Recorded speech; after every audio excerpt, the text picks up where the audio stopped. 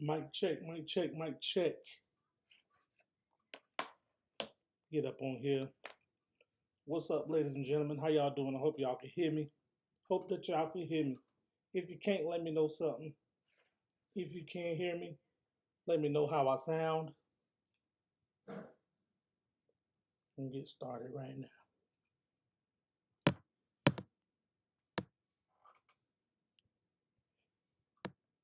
How y'all doing?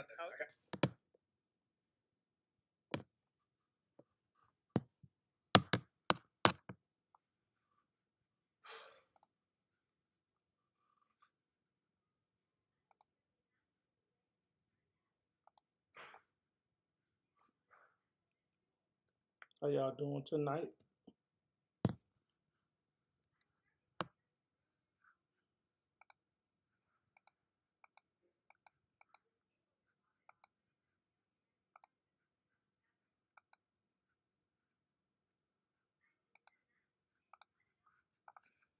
All right, so we all know what the topic is tonight, and that is Brittany Griner.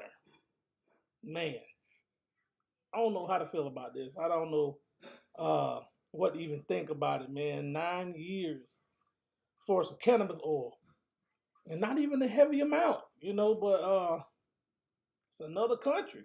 I mean, you ain't in America. And I didn't even know about this when it first started. All I know is that she was a basketball player, and I don't watch sports, so I'm at a disadvantage with that. And all of this happened at a crazy time when, before the war in Ukraine popped off. It was like right at the same time. So you just imagine being over there at a time like this when something like this popping off, and now you stuck over there during a war, and you not a citizen, and you got drugs and drugs. That's kind of that's a stretch. Yes, it's cannabis. It is cannabis, but oil. I don't know. I think it's just safe to know the laws where you're going at, and it could have been an honest mistake. It could have been, but man, when you somewhere else, you taking a gamble. But today she was sentenced, and they gave her, from one report I heard, was 9.5 years. This is the actual sentencing, and I want to check it out. So let's check it out. The harsh verdict may now set the stage for a prisoner swap intended to bring Weiner and at least one other imprisoned American back home. There's outrage over Brittany Griner's sentence of 9 years in a Russian penal colony. She's hoping she's not a political president. Yeah, she said she's hoping she's not being used as a political pawn, but I think we all know that she is. The WNBA star heard her fate inside a cramped cage in a courtroom outside Moscow. The 31-year-old basketball great's plea for mercy fell on deaf ears. I made an honest mistake, and I hope that you will ruin that it doesn't end my life. The defense team said Brittany expected the worst, and it all came true. When we saw Brittany, I think it was Tuesday, and we saw her, see you on Thursday, and she said, see you on Doomsday. So it looks like she. The harsh sentencing was carried live on cable news networks in the U.S. How likely this is because she is a 6'9", black, lesbian American. President Biden denounced the sentence. I don't know about that. Y'all think her being a lesbian had anything to do with her sentencing? Maybe black, but I don't know. It could be. I don't know. Just moments later, it's unacceptable, and I call on Russia to release her immediately. She shouldn't even been on trial. She's wrongfully detained. After that, we find the sentence reprehensible. Russia expert Bill Browder says life in a penal colony is a nightmare. The Russian prison is hell. It's an excellent hell. They put non-violent offenders together with violent offenders. And on top of that, you're not their citizen. So I can imagine that they really don't care about you, or really care how you treat it, much less worrying about separating you from non-violent to violent offenders. You're not even from there. You're American, and a lot of those people really don't like us. So I can only imagine the conditions that she's in over there. There's for sure there's unbelievable hardship. We spoke to the sister of another American in prison for a Russian penal felony, teacher Mark Fogle. It's almost like reliving one of the worst days of my life and when my brother was sentenced. The U.S. has offered a prisoner swap. Brittany and former Marine are waiting for a notorious arms dealer. Fogle's family wants him included in the deal. Absolutely. If there's to be a prisoner swap, Mark Fogle needs to be part of that prisoner swap.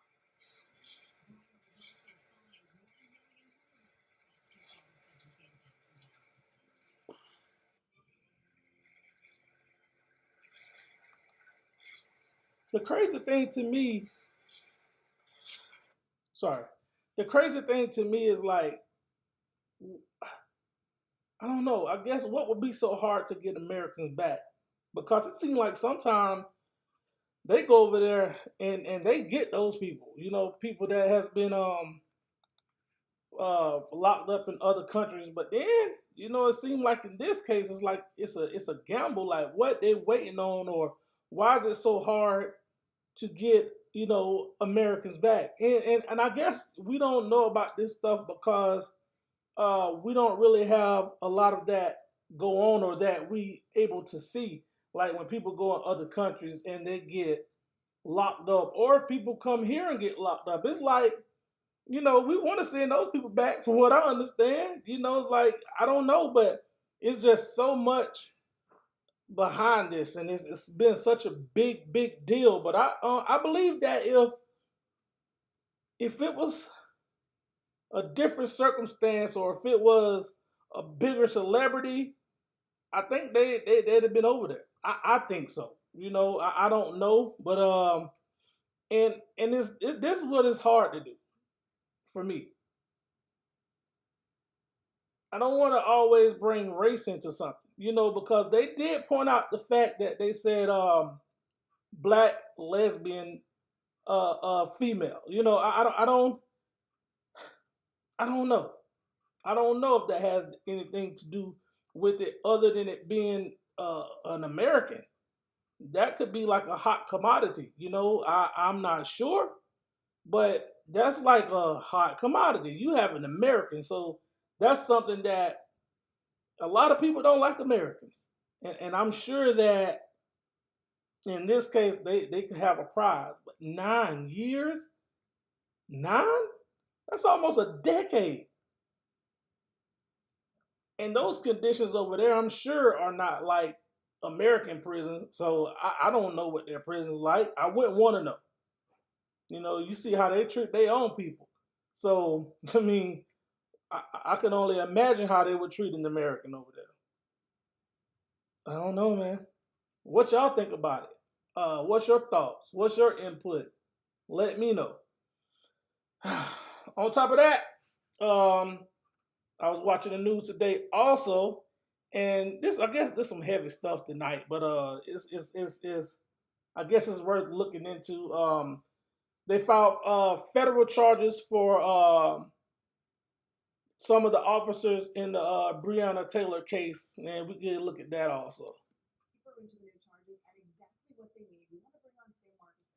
He's a U of L professor with the Louis D. Brandeis School of Law. So we want to start by jumping right into it. A lot of people wondering if Kentucky Attorney General Daniel Cameron missed something when he only indicted one officer back in 2020. What's your take? Did he make a mistake? All skin folks ain't kin folks. I don't know. This dude caught a lot of flack when this trial was first going on. I don't know. I never know. I don't know, because I don't even know the ins and outs or the actual laws that need to be looked at. But from what we get from the media is what the percent or what is what they give us. We don't really be knowing the full stories behind these things, but a lot of it, like the George Floyd case, you saw that. It was on camera. The other guy, the Castell guy, we saw that was on camera, and those guys, most of them, well, they getting time too. But the Castell case, he got away scot free, but this Breonna Taylor case was way different because I don't even think that they were supposed to be there in the first place. But let's listen to this further. I think it's very difficult to see these indictments today as anything other than a review of the approach taken by the Attorney General and the limited scope of the case that was charged. With so many more things being in this indictment, the overlap really only applies to Hankerson and the use of force in the actual raid on the apartment. When you talk about the affidavit, conspiracy, cover up, all those things were not involved in the state prosecution. And it's more than fair to ask the Attorney General why, because it's very apparent today that the U.S. Department of Justice took a very different view of the situation. And we know Brett Hankerson, he was the only officer charged. That was for shots fired into Taylor's apartment. He was only charged on the state level. He was acquitted. Now he's charged again with federal charges. Will that acquittal have anything to do with these charges? Will it have any impact? Well, the first thing to say about that is that, again, that reveals dissatisfaction on the part of the Attorney General, the United States Attorney General, and the Department of Justice with how this case was handled at the state level. If they believe that charge against Hankerson in the state prosecution had been handled appropriately and effectively, I think it's very unlikely that they would have said, let's take a second bite at that apple. And so they believe that they can prove these charges, that they can show that excessive force in violation of the Constitution occurred, and that if that didn't happen in the state prosecution, that that's a real problem about how that case was handled by the prosecutors who were conducting it. And finally, we just have 30 more seconds, so it's going to be quick, but they are investigating LMPD as a whole. Individual officers can be charged. How do you hold an entire agency accountable if there is some problematic patterns there? Well, the short answer is you look for systemic reform. You say, here are the problems that were shown by what happened in Breonna Taylor's apartment, but they're evidence of wider problems. And so you seek reforms that will change the way LMPD handles its affairs and then monitor how those reforms are being implemented. Sam, thanks so much for coming on today. We always appreciate all of your good stuff and knowledge, especially on this topic. We really do appreciate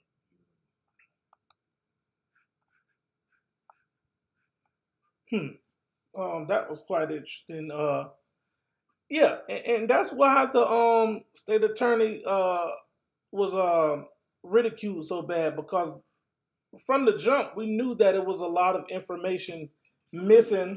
We knew it was a lot of information missing in this case, and it seemed like they just blew over that and really didn't go into great detail about it, or they just overlooked it. But now that you see after this go back through another trial, how all of this conspiracy stuff pop up, how the affidavit, what I was talking about, it wasn't supposed to be there in the first place. You see all of this stuff come to light, and I believe some of these agencies do cover up stuff. You'll be a fool to believe otherwise. A lot of these agencies cover things up, and just look at the Ahmaud Arbery case. If that guy would have never recorded that, if he'd have never took out his phone and recorded what he recorded, they would have got away with what they got away with, what they did. Because the dad, he knew the people in law enforcement. He called them. The good old boy system. If that man would have never recorded that footage, they'd have been walking around free today. They was covering that case up. They was covering that case up, and we didn't know about that. Only way we knew about it is social media. Thank God for social media, because man, I'm telling you, if it wasn't for social media and that guy recording that footage of them shooting Ahmaud Arbery or chasing him and all that they did, if they wouldn't have had that footage, they'd have been walking around free.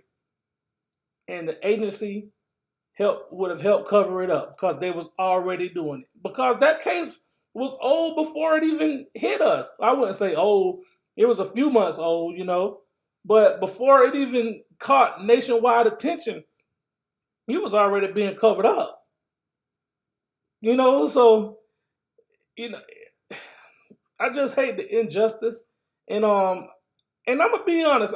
Everything don't have to go to court because some stuff people bring on their own. But in cases like these, and more time than not, a lot of innocent people get jammed up, but it just don't get put in the news or it just don't get the exposure.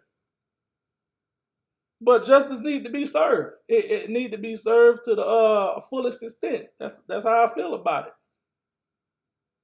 And I wish it was so easy for Brittany Griner. It's like when the Spanish guy was in that truck and he was driving and I think his brakes failed and he killed all of those people. And they was about to give that guy like 100 years or something like that. But at that point, America stood up. They started petitioning. America stood up. That was one time I could say America stood up and we all rallied together. You saw that petition going around on change.org, and people were signing the petition to get that man's sentence redone.